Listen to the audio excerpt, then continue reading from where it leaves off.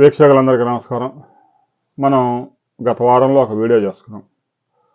ఒకవైపు ఆనియన్ రైతులకి ప్రభుత్వం ప్రకటించిన పరిహారం, మరొక వైపు చిత్తూరు జిల్లాలో తోతాపురి మామిడి కలెక్టర్ కాయలో పల్ప్ యూనిట్లకు సప్లై చేసిన రైతులకు ఇవ్వాల్సిన బకాయిల విషయంలో ప్రభుత్వం తాత్సారం చేస్తుందనే దాని మీద మనం వీడియో చేయడం జరిగింది. ఎప్పుడో 6 నెలల కిందటే ఇవ్వాల్సిన బకాయిలు ఇప్పటికీ ఇవ్వకపోవడం అనేది కొంచెం పరిస్థితి, రాష్ట్ర ప్రభుత్వ ఆర్థిక పరిస్థితి బాగాలేదు అని అర్థమైపోతా ఉంది.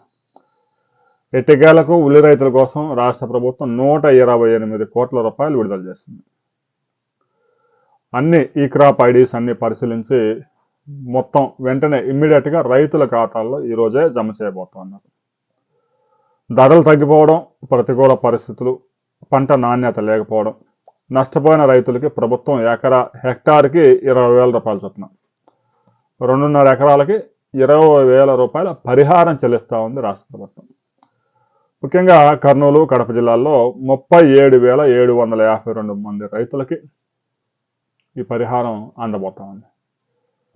ఉల్లిధర పతనమైనప్పుడు రాష్ట్ర ప్రభుత్వం పరిహారం ప్రకటించింది. ఎకరాకి 1,00,000 రూపాయలు ఖర్చు అవుతా ఉంటే రైతులు మార్కెట్కి ఉల్లిగడ్డ తీసుకొస్తే కేజీ 5 రూపాయలకు కూడా కొనుగోలు చేయడం లేదు. మరలా అవే ఉల్లిగడ్డలు తీసుకొచ్చి మార్కెట్లలో, రైతు బజార్లలో కూడా 30 రూపాయలకు అమ్ముతా ఉన్నారు కేజీ. మరి ఆ వీడియోలో మనం ఒకసారి గమనించాలి. ఎందుకంటే రైతుల దగ్గర 5 రూపాయలు ఉన్నప్పుడు రైతు బజార్లో 10 రూపాయలకైనా అమ్మొచ్చుగా, 15 రూపాయలకి అమ్మొచ్చుగా. లేదు, 30 రూపాయల కేజీకి అమ్ముతా ఉన్నారు.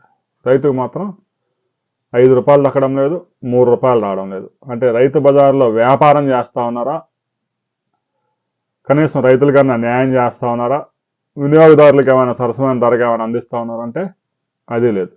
రైతులకేమో ధర దక్కడం లేదు, కొనేవాడికేమో కన్నీళ్ళు చూపిస్తూ ఉన్నారు. మీరు కేజీ ఉల్లిగడ్డ ఎంత కొనుగోలు చేస్తూ ఉన్నారు అనే వివరాలను కామెంట్ చేయండి.